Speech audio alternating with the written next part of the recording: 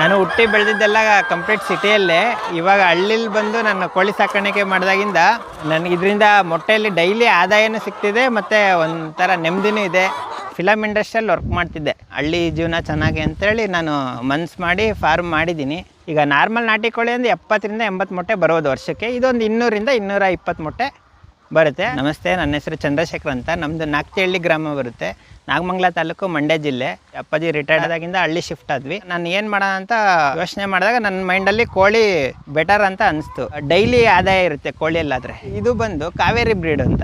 ತಿಂಗಳಿಗೆ ಒಂದು ಕೋಳಿ ಒಂದು 20ರಿಂದ 25 ಮೊಟ್ಟೆ ಅಂತೂ ಬರುತ್ತೆ. ಅಂದರೆ ಇಯರ್ಲಿ ಇದು 200ರಿಂದ 220 ತನಕ ಮೊಟ್ಟೆ ಬರುತ್ತೆ. ಸದ್ಯಕ್ಕೆ 10 ರೂಪಾಯಿ ಬೈಬ್ಯಾಕ್ ಮಾಡ್ತಿದ್ದಾರೆ. ನಾವು ಕಂಪ್ನಿ ಇರೋದ್ರಿಂದ ನಾನು ಮಾಡಿದೆ. ಯಾಕಂದರೆ ಮೇನ್ ಮಾರ್ಕೆಟಿಂಗು. ನೀವು ಏನೇ ಕೆಲಸ ಮಾಡಿದ್ರು ಮಾರ್ಕೆಟಿಂಗ್ ಇಲ್ಲ ಅಂದರೆ ನೀವು ಯಾವುದಕ್ಕೂ ಇನ್ವೆಸ್ಟ್ ಮಾಡಬಾರ್ದು. ಇವಾಗ ನನ್ನ ಹತ್ರ 250 ಕೋಳಿ ಇದ್ದಾವೆ. ನನಗೆ ಈಗ ಡೈಲಿ ಒಂದು 150ರಿಂದ 170 ಮೊಟ್ಟೆ ಬರ್ತಿದೆ. ಡೈಲಿ ಒಂದು 1,500ರಿಂದ 1,700 ತನಕ ದುಡಿತೀವಿ. ಅದರಲ್ಲಿ ಅರ್ಧ ಒಂದು 800ರಿಂದ 900 ರೂಪಾಯಿ ಖರ್ಚು ತೆಗೆದ್ರೂ ಈಸಿಯಾಗಿ ನಿಮಗೆ 800ರಿಂದ 900 ರೂಪಾಯಿ ಉಳಿಯುತ್ತೆ. ಚೀಪ್ ಆ್ಯಂಡ್ ಬೆಸ್ಟಾಗೇ ಮಾಡಿದ್ದೀನಿ. ನನಗೂ 1.5ರಿಂದ 2 ಲಕ್ಷ ತನಕ ಖರ್ಚು ಬಂದಿದೆ. ಆಮೇಲೆ ಕೋಳಿ ಮಾಡಿದ ಮೇಲೆ ಏನಂದರೆ ಒಂದು 5ರಿಂದ 6 ತಿಂಗಳು ನೀವು ಫ್ರೀ ಕಾಸ್ಟಲ್ಲಿ ಸಾಕಬೇಕು. ನಾನಂದರೆ 1 ತಿಂಗಳು ಮರಿ ತಂದಿದ್ದೆ. ಇದು 250 ಯಾಕೆ ಮಾಡಿದೆ ಅಂದರೆ ನನಗೆ ಅದರಿಂದ ಎಕ್ಸ್ಪೀರಿಯೆನ್ಸ್ ಬೇಕಲ್ಲ. ಈಗ ಒಂದೇ ಸತಿ 1000 ಮಾಡಿ ನಾವು ಕೈ ಸುಟ್ಕೋಬಾರ್ದು. ಯಾವತ್ತು ಸಣ್ಣದ್ರಿಂದನೇ ಹೋಗ್ಬೇಕು. ಈಗ ಮನೆ ಮುಂದೆ 10-20 ಸಾಕಿರ್ತಾರಲ್ಲ, ಅದಕ್ಕೂ ನಾವು ಫಾರ್ಮಲ್ಲಿ 500-1000 ಮಾಡೋದಕ್ಕೂ ಭಾಳ ಡಿಫ್ರೆನ್ಸ್ ಇರುತ್ತೆ. ನಿಮ್ಗೆ ಏನೇ ರೋಗ ಬಂದ್ರೂ ಮನೆ ಮುಂದೆ 10 ಕೋಳಿಗೆಲ್ಲ ಬಂದರೆ ನಿಮಗೆ ಗೊತ್ತಾಗಲ್ಲ. ಆದರೆ ಫಾರ್ಮಲ್ಲಿ ತಿಳ್ಕೊಳ್ಳೋದು ತುಂಬ ಇದೆ. ಹಂಗಾಗಿ ಯಾರೇ ಹೊಸ್ದಾಗಿ ಮಾಡೋ ರೈತರು ಯಾರದೇ ಮಾತು ಕೇಳಲಿಲ್ಲಂಗೆ ನೀವು ಫಸ್ಟ್ ಎಕ್ಸ್ಪೀರಿಯೆನ್ಸ್ ತಗೊಳ್ರಿ. ಒಂದು 100-200 ತಂದು ಈ ಥರ ಶೆಡ್ಡು ನೀಟಾಗಿ ಕ್ರಿಯೇಟ್ ಮಾಡ್ಕೋಬೇಕು. ನೀವು ಹೊರಗಡೆ ಬಿಟ್ಟು ಸಾಕ್ತೀನಿ ಅಂದರೆ ಕೋಳಿ ಉಳಿಯಲ್ಲ. ಯಾಕಂದರೆ ಇವಾಗಿನ ಪ್ರಪಂಚದಲ್ಲಿ ನಾಯಿಗಳು, ಮುಂಗ್ಸಿಗಳು ಹದ್ದೊಡಿತವೆ, ಎಲ್ಲ ಪ್ರಾಬ್ಲಮ್ ಇರೋದ್ರಿಂದ ನೀವು ಒಂದು ಸಟೈನ್ ನಿಮ್ಗೆ ಎಷ್ಟಾಗುತ್ತೆ ಅಷ್ಟು, ಚಿಕ್ಕದಾದ್ರೂ ಪರವಾಗಿಲ್ಲ, ಜಾಸ್ತಿ ದೊಡ್ಡದಾದ್ರೂ ಪರವಾಗಿಲ್ಲ, ನೀವು ಫೆನ್ಸ್ ಮಾಡೋದು ತುಂಬ ಒಳ್ಳೆಯದು. ನೀವು ಫಸ್ಟ್ ವರ್ಷ ನೀವೇನು ಇನ್ವೆಸ್ಟ್ ಮಾಡಿರ್ತೀರ ಎಲ್ಲದಕ್ಕೂ ಆ ದುಡ್ಡು ಎತ್ಕೋಬೋದು. ಆದರೆ ನೆಕ್ಸ್ಟ್ ಬ್ಯಾಚಲ್ಲಿ ಇದೆಲ್ಲ ಫ್ರೀ ಆಗಿಬಿಡುತ್ತೆ. ನೀವು ಕೋಳಿಗೆ ಮಾತ್ರ, ಫುಡ್ಡಿಗೆ ಮಾತ್ರ ಇನ್ವೆಸ್ಟ್ ಮಾಡೋದು. ಬೆಳಗ್ಗೆಯಿಂದ ಸಂಜೆ ಗಂಟೆ ಹೊರಗಡೆ ಬಿಟ್ಟರೆ ಬಿಸಿಲಿಗೆ ಗಾಳಿಗೆ ಆಟ ಆಡಬೇಕು. ಕೋಳಿ ಯಾವಾಗಲೂ ಶೆಡ್ಡಲ್ಲೇ ಇರಬಾರ್ದು. ಇದು ನಾಟಿ ಕೋಳಿ ಅಂದರೆ ಇದು ಬ್ರೀಡ್ ಬೇರೆ ಆಗಿರ್ಬೋದು, ಆದರೆ ನಾಟಿ ಕೋಳಿನೇ ಇದನ್ನು. ಈ ಕಾವೇರಿ ಅನ್ನೋದು ನೀವು ಕೆಲವೊಬ್ರು ಹೇಳ್ತಾರೆ ಅದು ಕ್ರಾಸು ಹಂಗೆ ಹಿಂಗೆ ಅಂತಾರೆ. ಆದರೆ ನಾನು ಸಾಕಿರೋ ಪ್ರಕಾರ ಕಾವೇರಿಗೂ ಪ್ಯೂರ್ ನಾಟಿಗೂ ಏನು ಜಾಸ್ತಿ ಡಿಫ್ರೆನ್ಸ್ ಇಲ್ಲ. ಎಲ್ಲ ಥರನೂ ಇದು ಇದೆ. ಮಣ್ಣಲ್ಲಿ ಆಟ ಆಡುತ್ತೆ, ಮಣ್ಣು ಕೆರೆಯುತ್ತೆ, ಎಲ್ಲ ಸಸ್ಯಗಳ್ನೂ ತಿನ್ನುತ್ತೆ, ಮನೆ ವೇಸ್ಟ್ ತಿನ್ನುತ್ತೆ, ಜೊತೆ ಫುಡ್ ತಿಂದು ಮೊಟ್ಟೆ ಕೊಡುತ್ತೆ. ಆಮೇಲೆ ಇದರಲ್ಲಿ ಕೋಳಿ ಒಳಗೆ ಆಂಟಿಬಯೋಟಿಕ್ಕು ಜಾಸ್ತಿ ಯೂಸ್ ಮಾಡಬಾರ್ದು. ಕೆಲವೊಬ್ರು ಹೇಳ್ತಾರೆ ಹಿಂಗೆ ರೋಗ ಬಂದ ತಕ್ಷಣ ಅದು ಹಾಕಿ, ಆ ಪೌಡ್ರ್ ಹಾಕಿ, ಈ ಮೆಡಿಷನ್ ಹಾಕಿ, ಮತ್ತು ಮಾತ್ರೆಗಳು ಹಾಕಿ ಅಂತಾರೆ. ಅವೆಲ್ಲ ಆಂಟಿಬಯೋಟಿಕ್ಕು ಇಲ್ದಂಗೆ ನೀವು ಕೋಳಿ ಸಾಕಿದರೆ ಮೊಟ್ಟೆ ತಿನ್ನೋರಿಗೂ ಅದು ಯೂಸ್ಫುಲ್ ಆಗುತ್ತೆ. ನೀವು ಆಂಟಿಬಯೋಟಿಕ್ ಹಾಕಿದಾಗ ಮೊಟ್ಟೆನ 5ರಿಂದ 7 ದಿನ ಯೂಸ್ ಮಾಡಬಾರ್ದು ಅಂತ ಮಾತ್ರೆ ಚೀಟಿ ಮೇಲೆ ಬರೆದಿರ್ತಾರೆ. ಅಂದರೂ ಈಗ ನಿಮ್ಗೆ ಹೆಂಗೆ ಗೊತ್ತಾಗುತ್ತೆ ಅವ್ರು ಹಾಕಿದ್ದಾರೆ ಇಲ್ಲ ಅಂತ? ಅದನ್ನೆಲ್ಲ ತಿಳ್ಕೊಂಡು ಮಾಡ್ಬೋದು. ಈಗ ನಮ್ದಾರೆ ಕಂಪ್ನಿ ಇರೋದ್ರಿಂದ ಆಂಟಿಬಯೋಟಿಕ್ ನಾವು ಯೂಸ್ ಮಾಡಿದರೆ ಅವ್ರಿಗೆ ಅಲ್ಲಿ ಗೊತ್ತಾಗ್ಬಿಡುತ್ತೆ. ಲ್ಯಾಬಲ್ಲಿ ಚೆಕ್ ಮಾಡ್ತಾರೆ, ನಮ್ಗೆ ರಿಜೆಕ್ಟ್ ಮಾಡ್ತಾರೆ ಮೊಟ್ಟೆ. ಆಂಟಿಬಯೋಟಿಕ್ ಯೂಸ್ ಮಾಡೋಕ್ಕಿಂತ ನಾವು ನಾರ್ಮಲ್ಲು ಶುಂಠಿ, ಬೆಳ್ಳುಳ್ಳಿ, ಅರಿಶಿನ, ಜೀರಿಗೆ ಮತ್ತು ತುಳಸಿ ಎಲೆಗಳು ಎಲ್ಲ ಕಷಾಯ ಥರ ಮಾಡಿ, ನುಗ್ಗೆ ಸೊಪ್ಪು, ಅವಾಗವಾಗ ಪಪ್ಪಾಯ ಎಲ್ಲ ಹಾಕೊತಿದ್ರೆ ಆದಷ್ಟು ನಿಮಗೆ ರೋಗಗಳು ಅವಾಯ್ಡ್ ಆಗ್ತವೆ. ಆದಷ್ಟು ನ್ಯಾಚುರಲ್ಲಾಗೇ ಬೆಳೆಯೋದು ತುಂಬ ಒಳ್ಳೆಯದು. ಯಾಕಂದರೆ ಈಗಿನ ಪ್ರಪಂಚದಲ್ಲಿ ಎಲ್ಲ ಕೆಮಿಕಲ್ ಹಾಕಿ ಯಾವ ಜನಕ್ಕೂ ಸ್ಟ್ರೆಂತೇ ಇಲ್ಲ. 40 ವರ್ಷದ ಮೇಲೆ ಬದುಕ್ತಾರೆ, ಗ್ರೇಟ್ ಆಗ್ಬಿಟ್ಟೈತೆ ಇವಾಗ. ಆ ಥರ ಪರಿಸ್ಥಿತಿ ಬಂದಿರೋದ್ರಿಂದ ಒಂದು ಕೋಳಿ ನಮಗೆ ಲಾಸ್ ಆಗಲಿ, 2 ಕೋಳಿ ಲಾಸ್ ಆಗಲಿ, ನ್ಯಾಚುರಲ್ಲಾಗೇ ಬೆಳೀರಿ ಕೋಳಿನ. ಈಗ ಸದ್ಯಕ್ಕೆ ನಾವು ಯಾವ ಥರ ಮಾಡಿದ್ದೀವಿ ಶೆಡ್ ಅಂದರೆ, ನಾವು ಶೆಡ್ಡಿಗೆ ಜಾಸ್ತಿ ಇನ್ವೆಸ್ಟ್ ಮಾಡೋಕ್ಕೆ ಹೋಗಲಿಲ್ಲ. ಸ್ಟಾರ್ಟಿಂಗ್ ನಾನು 20-30 ಮಾಡಿದ್ದೀನಿ ಶೆಡ್ಡು. ಈಗ ಮೇಲ್ಗಡೆ ಹಾಕಿರೋದು ಚೆನ್ನಾಗಿರೋ ಶೀಟು, ಕೆಳಗಡೆ ನಾವೇನು ಸುತ್ತಲೂ ಹಾಕಿದ್ದೀವಲ್ಲ ಅದು ಡ್ಯಾಮೇಜ್ ಶೀಟು. ನಾನು ಯಾವುದೇ ಸಿಮೆಂಟ್ ಆಗಲಿ ಇಟ್ಟಿಗೆ ಆಗಲಿ ಖರ್ಚು ಮಾಡಿಲ್ಲ. ನನಗೆ ಖರ್ಚು ಬಂದು ಮೆಟಲಿನ ಖರ್ಚು ಬಂತು. ನಾವೇನು ಕಬ್ಬಣ ಹಾಕಿದ್ವಲ್ಲ ಅದಕ್ಕೆ ಸ್ವಲ್ಪ ಜಾಸ್ತಿ ಖರ್ಚು ಬಂತು. ನಾವು 1.5ರಿಂದ 1.25 ಲಕ್ಷದಲ್ಲಿ ಟೋಟಲ್ ಶೆಡ್ಡು ಪ್ಲಸ್ಸು ಟೋಟಲ್ 100 ಅಡಿ ಹಿಂಗೆ 80 ಅಡಿ ಫೆನ್ಸನ್ನು ನಾವು 1.25 ಲಕ್ಷದಲ್ಲಿ ಮಾಡಿದ್ದೀವಿ. ಕೋಳಿ ಒಂದು 350 ಕೋಳಿ ತಂದೆ ನಾನು. 350 ಕೋಳಿಗೆ ಒಂದು 40,000 ಬಿದ್ದಿತ್ತು. ಅವಾಗ 110 ರೂಪಾಯಿ ಕೋಳಿ ತಂದಿದ್ದೆ ನಾನು. ಕೋಳಿಗಳು ಸ್ಟಾರ್ಟಿಂಗು 6 ತಿಂಗಳು ನಾವೇ ಕೈಯಿಂದ ದುಡ್ಡು ಹಾಕಿ ಸಾಕಿರ್ತೀವಿ. ಆ ಇನ್ಕಮ್ ಯಾವಾಗ ಬರುತ್ತೆ ಅಂದರೆ, ನಿಮಗೆ ಈ ಕೋಳಿಗಳು ದೊಡ್ಡವಾದಾಗ ನೀವು ಮೊಟ್ಟೆ ಕಡಿಮೆ ಆಗುತ್ತೆ. 1-1.5 ವರ್ಷ ಆದಾಗ ಮೊಟ್ಟೆ ನೀವು ನೋಡ್ಕೋಬೇಕು. ಈಗ ಡೈಲಿ ಇಡ್ತಾ ಇರ್ತಲ್ಲ ಕೋಳಿ, ಆವಾಗ ಆವ್ರೇಜ್ ಕಡಿಮೆ ಆಗುತ್ತೆ. ಆವಾಗ ನೀವು ಸೇಲ್ ಮಾಡೋದು ಬೆಟರ್. ಯಾಕಂದರೆ ನೀವು ಆವಾಗೂ ನೀವು ಕೋಳಿ ಸಾಕ್ತೀರ ಅಂದರೆ ಲಾಸ್ ಆಗುತ್ತೆ. ಯಾಕಂದರೆ ನೀವು ಫೀಡು ಜಾಸ್ತಿ ತಿಂತವೆ, ಮೊಟ್ಟೆ ಕಡಿಮೆ ಮಾಡ್ತವೆ. ಅವಾಗ ನಿಮಗೆ ಇಳುವರಿ ಕಡಿಮೆ ಆದಾಗ ಲಾಭ ಆಟೋಮೆಟಿಕಲಿ ಕಮ್ಮಿ ಆಗುತ್ತೆ. ಇವಾಗ ನೀವು ಮಾರಬೇಕಾದ್ರೆ ಏನಿಲ್ಲ ಅಂದರೂ 1.5 ಇಂದ 2.5 kg ಗಂಟನೂ ಇದು ಬರುತ್ತೆ. ಕೋಳಿ ಮೇಲೆ ಡಿಪೆಂಡು. 2 kg ಆವ್ರೇಜ್ ನೀವು ಮಾರ್ತೀನಿ ಅಂದ್ರೂ ಹೋಗ್ಲಿ 250 ರೂಪಾಯಿ 1 kg ಇಟ್ಕೊಂಡ್ರು ನೀವು ಒಂದು ಕೋಳಿಗೆ 500 ಇಂದ 600 ರೂಪಾಯಿ ಸಿಗುತ್ತೆ. ನೀವು ಈಗ ನನ್ನ ಹತ್ರ ಒಂದು 250 ಕೋಳಿ ಇದೆ. ಒಂದು 200 ಕೋಳಿ ನೀವು ಆವ್ರೇಜ್ ಇಟ್ಕೊಂಡ್ರು ನಿಮಗೆ ಅಲ್ಲೇ ನೀವು ಕೋಳಿ ಫ್ರೀ ಕಾಸ್ಟಲ್ಲಿ 6 ತಿಂಗಳು ಸಾಕಿರ್ತೀರಲ್ಲ ಆ ದುಡ್ಡು ತೆಗಿಬೋದು ನೀವು ಆರಾಮಾಗಿ.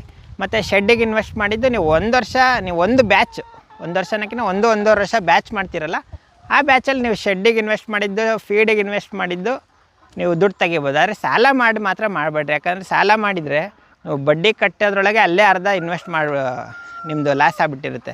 ಆದಷ್ಟು ಯಾವುದೇ ಸ್ಕೀಮ್ಗಳಿದ್ರೆ ತೊಗೊಳ್ಳಿ, ಇಲ್ಲಾಂದರೆ ನಿಮ್ಮ ಹತ್ರ ದುಡ್ಡಿದ್ರೇ ಮಾಡಿ. ಇಲ್ಲಾಂದರೆ ಸಿಂಪಲಾಗಿ ಸ್ಟಾರ್ಟಿಂಗ್ ಮನೆ ಹತ್ರ ಸಾಕ್ಕೊಂಡು ಅದರಲ್ಲೇ ಗೇನ್ ಮಾಡ್ಕೊಂಡು ಮಾಡಬೇಕು. ಕೆಲವ್ರು ಹೇಳ್ತಾರೆ ಕೋಳಿ ಭಾಳ ಈಸಿ ಸಾಕೋದು, ಬರೀ ಜಸ್ಟ್ 1 ಅವರ್ ಇದ್ದರೆ ಸಾಕು, ಬೆಳಗ್ಗೆ 1 ಅವರ್ ಸಂಜೆ 1 ಅವರ್ ಮಾಡಿಬಿಟ್ರೆ ಸಾಕು ಅಂತಾರೆ. ಅದೆಲ್ಲ ಆಗಲ್ಲ. ಅಂದರೆ ಕೋಳಿ ಮಾಡೋರು ಮೇನ್ ಅಬ್ಸರ್ವೇಷನ್ ಮಾಡಲೇಬೇಕು. ನೀವು ಬೆಳಗ್ಗೆ ಕೆಲಸ 1 ಅವರ್ 2 ಅವರ್ ಇರುತ್ತೆ, ಆದರೆ ನೀವು ಕೋಳಿ ಅಬ್ಸರ್ವೇಷನ್ ಮಾಡಬೇಕು. ಮೊಟ್ಟೆ ಇಟ್ಟಾಗ ಮೊಟ್ಟೆ ಬಂದು 2 ರಿಂದ 3 ಸತಿ ತೊಗೊತಾ ಇರಬೇಕು. ನೀವು ಬೆಳಗ್ಗೆ 1 ಅವರ್ ಫೀಡು ನೀರು ಹಾಕ್ಬಿಟ್ಟು ಹೋಗಿ ನೀವು ಸಂಜೆ ಯಾವಾಗ 5 ಗಂಟೆಗೆ ಬರ್ತೀನಿ 6 ಗಂಟೆಗೆ ಬರ್ತೀನಿ ಅಂದರೆ ಅದು ಆಗಲ್ಲ ಕೋಳಿ ಒಳಗೆ. ಯಾಕಂದರೆ ಹಂಗೂ ಮಾಡ್ಬೋದು, ಆದರೆ ನೀವು ಲಾಸ್ ತೊಗೊತೀರ, ಒಂದು 30% ಲಾಸ್ ತೊಗೊತೀರ. ಯಾಕಂದರೆ ಮೊಟ್ಟೆಗಳು ಅವು ಇಟ್ಟಿರ್ತವೆ, ಬೆಳಗ್ಗೆಯಿಂದ ಸಂಜೆ ಗಂಟ ಕೋಳಿ ಸುಮ್ಮನೆ ಇರಲ್ಲ. ಕೋಳಿ ಒಂಥರ ಕೋತಿತಾರೆ, ಎಗುರ್ತಾ ಇರ್ತವೆ, ಕುಗ್ತಾ ಇರ್ತವೆ, ಒಂದಾದ್ಮೇಲೆ ಒಂದು ಹೋಗ್ತಾ ಇರ್ತವೆ. ಆವಾಗ ಮೊಟ್ಟೆ ಡ್ಯಾಮೇಜ್ ಮಾಡೋ ಚಾನ್ಸಸ್ ಇರುತ್ತೆ, ಅಲ್ಲಿ ನಿಮಗೆ ಲಾಸ್ ಆಗುತ್ತೆ. ಆದಷ್ಟು ಫುಲ್ ಟೈಮ್ ಮಾಡೋದು, ಕೋಳಿ ಒಳಗೆ ಫುಲ್ ಟೈಮ್ ಮಾಡೋದು ಒಳ್ಳೆಯದೇ. ಕೆಲಸ ಏನು ಜಾಸ್ತಿ ಇರಲ್ಲ, ಮೇನ್ ಕೆಲಸ ಇಷ್ಟೇ ನೋಡಿ, ಅಬ್ಸರ್ವೇಷನ್ ಮಾಡಬೇಕು, ಅವು ಏನು ಮಾಡ್ತಿದ್ದಾವೆ ನೋಡಬೇಕು. ಬೆಳಗ್ಗೆ 1 ಅವರ್ ಕೆಲಸ ಏನಂದರೆ ನೀವು ಬಾಕ್ಸ್ ತೊಳೆಯೋದು, ಫೀಡ್ ಹಾಕೋದು, ನೀರು ಹಾಕೋದು, ಲಾಕ್ ಮಾಡ್ಕೊಂಡು ಹೋಗೋದು, ಅದಷ್ಟೇ 1 ಅವರ್ ಕೆಲಸ. ಆದರೆ ಮತ್ತು ಮೊಟ್ಟೆ ತೆಗಿಬೇಕು, ಏನಾದ್ರು ಡಿಸೀಸಸ್ ಆದರೆ ಅವನ್ನ ಸಪ್ರೇಟಾಗಿಟ್ಟು ಕೇರ್ ಮಾಡಬೇಕು. ಮತ್ತು ನೀವು ಮೊಟ್ಟೆ ಸೇಲ್ ಮಾಡೋಕ್ಕೂ ಟೈಮ್ ಬೇಕು ನಿಮಗೆ. ನೀವು ಬೆಳಗ್ಗೆ 1 ಅವರ್ ಹೋಗಿ ಸಂಜೆ 1 ಅವರ್ ಬಂದರೆ ಮೊಟ್ಟೆ ಇಡಿಸ್ತೀರ, ಅದನ್ನೆಲ್ಲ ಮಾಡ್ತೀರಾ ನೀವು. ಇವಾಗ ನಾನು ಮಾಡ್ತಾ ಇರೋ ಬ್ರೀಡ್ ಬಂದು ಕಾವೇರಿ ಅಂತ. ನಾಟಿ ಕೋಳಿ ಮೊಟ್ಟೆಗಳು ಒಂದು ಸ್ವಲ್ಪ ಸೈಜು ಚಿಕ್ಕ ಬರುತ್ತೆ. ಈ ಕೋಳಿ ಮೊಟ್ಟೆಗಳು ಒಂದು 2-3 ಕಲರಲ್ಲಿ ಬರುತ್ತೆ. ವೈಟಲ್ಲೂ ಬರುತ್ತೆ, ಲೈಟ್ ಬ್ರೌನಲ್ಲಿ ಬರುತ್ತೆ, ಡಾರ್ಕ್ ಬ್ರೌನಲ್ಲಿ ಬರುತ್ತೆ. ಮತ್ತು ಮೊಟ್ಟೆಗಳು ಬಂದು ಸೈಜು ದಪ್ಪ ಬರುತ್ತೆ. ಈ ಕೋಳಿ ನೀವು ನೋಡ್ತಿದ್ದೀರಲ್ಲ, ಇದು ನ್ಯಾಚುರಲ್ಲಾಗೇ ಬೆಳೀತಾ ಇದೆ ಕೋಳಿ. ನಾವು ಇದಕ್ಕೂ ನ್ಯಾಚುರಲ್ ಫುಡ್ ಹಾಕ್ತೀವಿ ಮತ್ತು ಫೀಡ್ ಹಾಕ್ತೀವಿ. ಫೀಡ್ ಹಾಕಿದರೆ ಮೊಟ್ಟೆ ಬರುತ್ತೆ. ಅದು ಫೀಡ್ ಹಾಕಿದ ಮೇಲೆ ನಾವು ಕಂಪ್ಲೀಟ್ ಹೊರಗಡೆ ಬಿಟ್ಬಿಡ್ತೀವಿ. ಯಾಕಂದರೆ ಕೋಳಿಗಳು ಬಂದು ನ್ಯಾಚುರಲ್ಲಾಗೇ ಬೆಳಿಬೇಕು. ಈ ನಾಟಿ ಕೋಳಿ ಅನ್ಸ್ಕೊಂಡಿರೋದೆಲ್ಲ ಮಣ್ಣಲ್ಲಿ ಆಟಾಡಿ ಸೊಪ್ಪು ಈ ಥರ ಬಾಳೆ ಎಲ್ಲ ತಿಂದು ಬೆಳೆದ್ರೇ ನಾಟಿ ಕೋಳಿ ಅಂತ ಅನ್ಸ್ಕೊಳ್ಳೋದು. ಮತ್ತು ಕಲ್ಲು ಮಣ್ಣನ್ನು ಸಮೇತ ತಿಂತವೆ ಇವು. ಹಾಗಾಗಿ ಎಲ್ಲ ಪ್ರೋಟೀನ್ಗಳು ಬರುತ್ತೆ. ಮತ್ತು ನಮ್ಮಲ್ಲಿ ಮೊಟ್ಟೆಗಳು ಬಂದು ನಮ್ಮದು ಮೇನ್ ಹೈವೇ ಆಗಿರೋದ್ರಿಂದ ಸಿಟಿಯವರು ಬಂದು ತಗೊತಾರೆ, ನಮ್ಮ ಹಳ್ಳಿ ಜನಗಳು ತಗೊತಾರೆ. ಮತ್ತು ಸಣ್ಣ ಮಕ್ಕಳಿಗೆ, ವಯಸ್ಸಾದವರಿಗೆ, ಈಗ ಕಾಲು ಏನಾದ್ರು ಬಿದ್ದು ಆಕ್ಸಿಡೆಂಟ್ ಆಗಿ ಏನಾದ್ರು ಮುರ್ಕೊಂಡಿರ್ತಾರಲ್ಲ ಅವರಿಗೆ, ಮತ್ತು ಜಿಮ್ಮಿಗೆ ಹೋಗೋಂಥವ್ರು ಎಲ್ಲ ತಂತಾರೆ. ಯಾಕಂದರೆ ಇವಾಗಿನ ಪ್ರಪಂಚದಲ್ಲಿ ಮೊಟ್ಟೆ ಬಗ್ಗೆ ವ್ಯಾಲ್ಯೂ ಎಲ್ಲರಿಗೂ ಚೆನ್ನಾಗಿ ಗೊತ್ತಿದೆ. ಹೈ ಪ್ರೋಟೀನ್ ಇರೋದು ಮೊಟ್ಟೆ ಒಳಗೆ ಅಂತಲೇ ಇವಾಗಿನ ಜನ ಎಲ್ಲ ಮೊಟ್ಟೆ ತಿನ್ನೋಕ್ಕೆ ಸ್ಟಾರ್ಟ್ ಮಾಡಿದ್ದಾರೆ. ದಿನ ಒಂದು ಮೊಟ್ಟೆ ತಿನ್ನಲೇಬೇಕು ಅಂತ ತುಂಬ ವೀಡಿಯೋಸ್ ಮಾಡ್ತಿದ್ದಾರೆ ಇವಾಗ. ಹಾಗಾಗಿ ಎಲ್ಲರೂ ನಮ್ಮದು ಸೇಲಿಂಗು ಪರವಾಗಿಲ್ಲ, ಚೆನ್ನಾಗಿ ನಡೀತಾ ಇದೆ. ನಾನು ಲೋಕಲಲ್ಲಿ ಈಗ ತೀರಾ 15-20 ರೂಪಾಯಿಗೆ ಮಾರ್ತಾಯಿಲ್ಲ. ನಾನು ನಮ್ಮ ಜನಕ್ಕೂ ಹೆಲ್ಪ್ ಆಗಲಿ ಅಂತ 12 ರಿಂದ 13 ರೂಪಾಯಿಗೆ ಮಾರ್ತಾಯಿದ್ದೀನಿ ಇವಾಗ ಲೋಕಲಲ್ಲಿ.